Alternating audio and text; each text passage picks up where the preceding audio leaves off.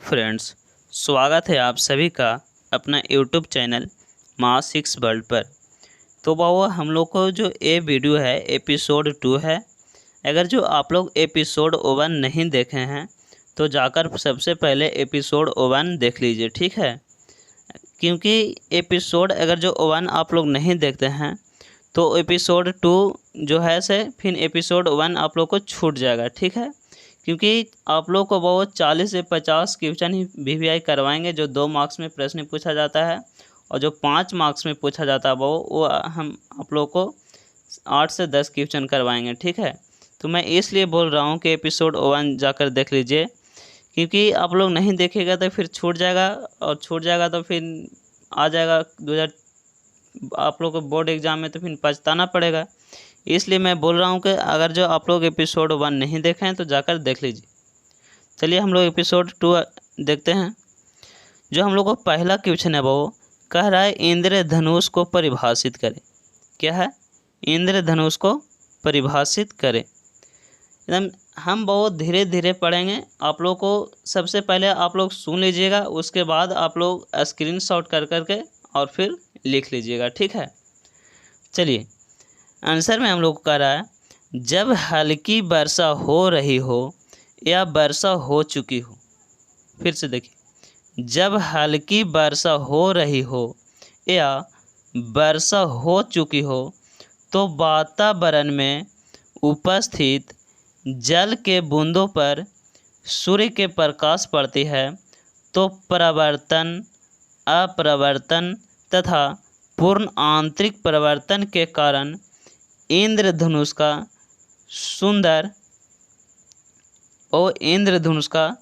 सुंदर दृश्य दिखाई देती है, ठीक है। तो उसे इंद्रधनुष कहते हैं। चलिए एक बार हम फिर से पढ़ते हैं, 2 बार प्रत्येक क्वेश्चन को 2 बार पढ़ेंगे, ठीक है। फिर से देखते हैं। जब हल्की वर्षा हो रही हो या वर्षा हो चुकी हो तो वातावरण में उपस्थित जल के बूंदों पर सूर्य के प्रकाश पड़ती है तो वो परावर्तन, अपरावर्तन तथा पूर्ण आंतरिक परिवर्तन के कारण इंद्रधनुष का बहुत सुंदर बहुत दृश्य दिखाई देती है तो उसे इंद्रधनुष कहते हैं। चलिए हम लोग के सेकंड क्वेश्चन जो हम लोग का है बाबू कह रहा है प्राथमिक इंद्रधनुष क्या है? क्या है? प्राथमिक इंद्रधनुष क्या है? अब देखिए, जब वर्षा के बिंदु पर, सबसे पहले क्वेश्चन फिर से देखते हैं, वो प्राथमिक इंद्रधनुष क्या है? तो आंसर जो कह रहा है हम लोग को, जब वो वर्षा की बूंदों पर, जब बारिश होता है वो, तो वर्षा की बूंदों पर जब सूर्य के प्रकाश पड़ती है, जब वर्षा की बूंदों पर सूर्य के प्रकाश पड़ती है तो आपतित होती है। फिर से इसको देखिए, जब वर्षा की बूंदों पर सूर्य के प्रकाश आपतित होती है, ठीक है, यानी पड़ती है, तो 2 बार परिवर्तन तथा 1 बार वो पूर्ण आंतरिक परिवर्तन होता है, ठीक है। तो उसी को हम लोग वो प्राथमिक इंद्रधनुष कहते हैं। बाबू आप लोग पहले ध्यान से इसको देख लीजिए, उसके बाद सारा के आप लोग स्क्रीनशॉट ले लीजिएगा, ठीक है। उसके बाद फिर आराम से लिख लीजिएगा, ठीक है। देखिए कह रहा वो प्राथमिक इंद्रधनुष क्या है। फिर से एक बार देखिए, प्राथमिक इंद्रधनुष क्या है।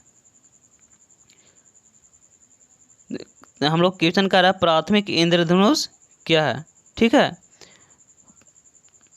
कह रहा है जब वर्षा की बूंदों पर सूर्य के प्रकाश आपतित होती है तो वो 2 बार परिवर्तन तथा 1 बार पूर्ण आंतरिक परिवर्तन होता है, तो उसी को वो हम लोग प्राथमिक इंद्रधनुष कहते हैं, ठीक है। इंद्रधनुष बहुत 2 प्रकार का होता है, प्राथमिक और दूसरा का द्वितीयक, ठीक है।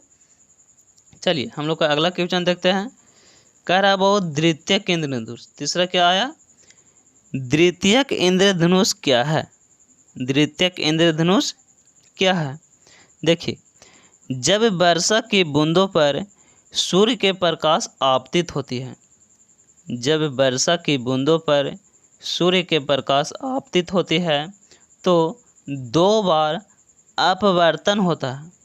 2 बार अपवर्तन तथा 1 बार बाबू हम लोग को पूर्ण आंतरिक परिवर्तन होता है, तो उसी को हम लोग द्वितीयक इंद्रधनुष कहते हैं। ठीक है, उसमें क्या होता था 2 बार परिवर्तन तथा 1 बार पूर्ण आंतरिक परिवर्तन होता था, लेकिन इसमें बाबू 2 बार अपवर्तन तथा 1 बार पूर्ण आंतरिक परिवर्तन होता है। ठीक है, तो इसी के हम लोग द्वितीय कहेंगे। जिसमें 2 बार परिवर्तन तथा 1 बार पूर्ण आंतरिक परिवर्तन होगा तो उसे हम लोग क्या कहेंगे, प्राथमिक कहेंगे। और जिसमें 2 बार अपरिवर्तन तथा 1 बार पूर्ण आंतरिक परिवर्तन होगा उसे हम लोग क्या कहेंगे, द्वितीयक इंद्रधनुष कहेंगे। चलिए एक बार इसको फिर देख लेते हैं। कह रहा है वो द्वितीयक इंद्रधनुष क्या है। ठीक है, तो जब वर्षा की बूंदों पर सूर्य के प्रकाश आपतित होती है तो वो 2 बार अपरिवर्तन ठीक है, तथा 1 बार क्या होता है, पूर्ण आंतरिक परिवर्तन होता है, तो उसी का हम लोग क्या कहेंगे, बहुत द्वितीयक इंद्रधनुष कहेंगे। वो आप लोगों को जितना भी क्वेश्चन करवाया जाएगा ना, मोस्ट VVI क्वेश्चन करवाया जाएगा। बस आप लोग को मतलब सिर्फ खाली मोस्ट VVI क्वेश्चन करवाया जाएगा। तो आप लोग एक एक क्वेश्चन के बाबू ना एकदम ध्यान से पढ़िए और एक भी क्वेश्चन आप लोग को छूटना नहीं चाहिए। ठीक है, परीक्षा देने से पहले, एग्ज़ाम से मतलब 10 दिन 20 दिन पहले इसको इतना रिवीजन कर लीजिए कि एकदम जुबान पर एकदम याद हो जाए। ठीक है, चलिए चौथा नंबर हम लोग को क्वेश्चन क्या कर रहा है, कह रहा है प्रकाश का परिकिरणन क्या है। प्रकाश का परिकिरणन क्या है, बहुत इम्पोर्टेंट क्वेश्चन है और बहुत ही एकदम शॉर्ट है। देखिए तो इसको, कह रहा है वो प्रकाश का परिकिरणन क्या है। आंसर में वायुमंडल में उपस्थित कणों के द्वारा, वो वायुमंडल में उपस्थित कणों के द्वारा प्रकाश को पुनः उत्सर्जित करने की क्रिया को प्रकाश का परिकिरणन कहते हैं। फिर से इसको देखिए, कह रहा है बाबू प्रकाश का परिकिरणन क्या है, तो वायुमंडल में उपस्थित कणों के द्वारा प्रकाश को पुनः उत्सर्जित करने की क्रिया को प्रकाश का परिकिरणन कहते हैं। कितना इजी है यार। चलिए अगला नंबर क्वेश्चन हम लोग देखते हैं। अगला नंबर जो क्वेश्चन है हम लोग का वो क्या है, कह रहा है जब श्वेत प्रकाश किसी कांच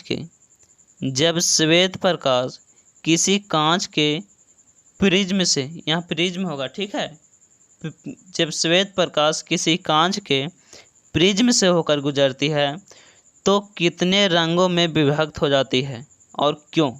ठीक है, जहाँ पे रॉन्ग है हम लोग को वहाँ पे हम लोग बता देते हैं। ठीक है, यहाँ पे हम लोग का क्या होगा, प्रिज्म होगा। यहाँ पर देख लीजिएगा, कहाँ बताएं, यहाँ पे जो होगा वो हम लोग क्या होगा, प्रिज्म होगा।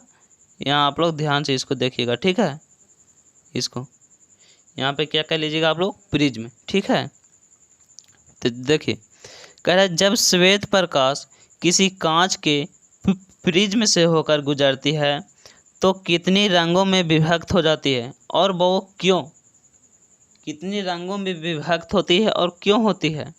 तो आंसर कह रहा है जब श्वेत प्रकाश किसी कांच के प्रिज्म से होकर गुजरती है तो वह 7 कितने रंगों में, 7 अवयवी रंगों में विभक्त हो जाती है। क्यों, क्योंकि वो अलग अलग रंगों के लिए प्रकाश की चाल क्या होती है, अलग अलग होती है। बस आप लोग को सिंपल तरीके से याद करना है बाबू कि जब श्वेत प्रकाश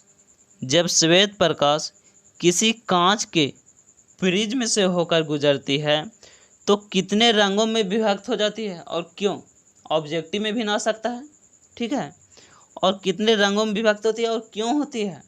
तो आप लोग को शॉर्ट में एकदम बोलना है कि वो जब श्वेत प्रकाश किसी कांच के प्रिज्म से होकर गुजरती है तो वह 7 अवयवी, कितने, 7 अवयवी रंगों में विभक्त हो जाती है। क्यों अब होती है, क्योंकि वो अलग अलग रंगों के लिए प्रकाश की जो चाल होती है क्या होती है, अलग अलग होती है। कितना इजी था यार। चलिए अगला नंबर हम लोग क्वेश्चन देख लेते हैं। कह रहा वो आकाश का रंग नीला दिखाई पड़ता है क्यों। आकाश का रंग नीला दिखाई पड़ता है क्यों। देखिए कह रहा है हम लोग को आकाश का रंग नीला दिखाई पड़ता है। क्यों? वो आकाश में कभी आप लोग देखे हैं, कभी कभी हम लोग को जो बादल की टाइप आएगा ना तो नीला दिखाई पड़ेगा। क्यों? तो वही है, क्यों दिखाई पड़ता है? कह रहा है जब सूर्य से निकलने वाली प्रकाश की किरणें, जब वो सूर्य से निकलने वाली जो प्रकाश की किरणें पृथ्वी के वायुमंडल में प्रवेश करती है। क्या? जब सूर्य से निकलने वाली प्रकाश की किरणें पृथ्वी के वायुमंडल में प्रवेश करती है तो विभिन्न रंगों का परिकिरण होने लगती है। क्या होने लगती है? विभिन्न रंगों का परिकिरण होने लगती है, क्योंकि नीले रंग का तरंगदैर्घ्य लाल रंग से बहुत कम होता है। क्योंकि नीले रंग का तरंगदैर्घ्य लाल रंग से कम होता है, यही कारण है कि नीला रंग का परिकिरण लाल रंग से अधिक होता है, जिससे आकाश वो हम लोग को नीला दिखाई पड़ता है। इसको एक बार फिर से आप लोग समझ लीजिए, ठीक है। कह रहा है आकाश का रंग नीला दिखाई पड़ता है। क्यों? तो आंसर में देखिए, जब वो सूर्य से निकलने वाली प्रकाश की किरणें पृथ्वी के वायुमंडल में प्रवेश करती है, किसकी? पृथ्वी के वायुमंडल में प्रवेश करती है तो विभिन्न रंगों का परिकिरण होने लगती है। ठीक है, विभिन्न रंगों का मानो अलग अलग रंगों का वो परिकिरण होने लगती है, क्योंकि नीले रंग का तरंगदैर्घ्य जो होता है वो लाल रंग से कम होता है। यही कारण है कि नीले रंग का परिकिरण लाल रंग से अधिक होता है। वो नीले रंग के जो तरंगदैर्घ्य होता है से लाल रंग से कम होता है। ठीक है, लाल रंग से कम होता है, जबकि नीले रंग के जो परिकिरण होती है से लाल रंग से अधिक होता है। इसी के कारण वो हम लोग को जो आकाश होता है वो नीला दिखाई पड़ता है। आपको सबसे पहले आप लोग को ऑब्जेक्टिव में भी पूछेगा कि सबसे ज़्यादा तरंगदैर्घ्य किसका होता है, तो वो लाल रंग का जो तरंगदैर्घ्य होता है वो सबसे ज़्यादा किसका होता है, वो लाल रंग का होता है। ठीक है, तो चलिए देखिए 7वां नंबर हम लोग का क्वेश्चन क्या कर रहा है, हम लोग 7वां नंबर क्वेश्चन देखिए। तो कह रहा है वो सूर्योदय एवं सूर्यास्त के समय, सूर्योदय एवं सूर्यास्त के समय सूर्य लाल क्यों दिखाई पड़ता है।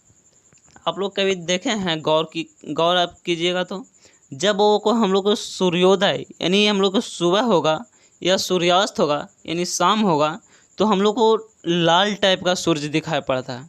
तो क्यों? तो बस यही क्वेश्चन कह रहा है कि वो सूर्योदय एवं सूर्यास्त के समय सूर्य लाल क्यों दिखाई पड़ता है।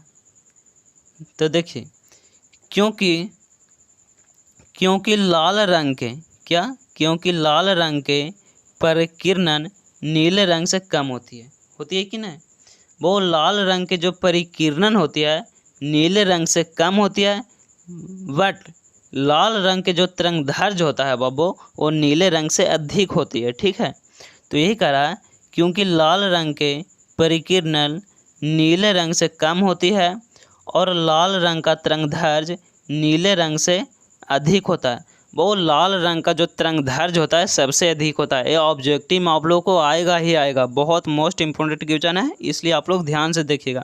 सबसे ज़्यादा तरंगदैर्घ्य क्या होता है, लाल रंग का होता है। ठीक है, तो यही कह रहा है कि लाल रंग का तरंगदैर्घ्य नीले रंग से अधिक होता है। यही कारण है कि वो नीला रंग ऊपर ही हम लोग को क्या होता है, फैल जाता है और लाल रंग हमारी आंखों तक पहुंच पाती है। बहुत ही इंपॉर्टेंट क्वेश्चन है, आप लोग ध्यान से इसको देखिए। बस आप लोग 2 से 3 बार पढ़ लीजिएगा ना तो आप लोग को एकदम यूँ ही याद हो जाएगा। चलिए फिर से इसको देखते हैं। कह रहा है वो सूर्योदय एवं सूर्यास्त के समय सूर्य लाल क्यों दिखाई पड़ता है। बस सिंपल तरीका, इसको याद करेंगे।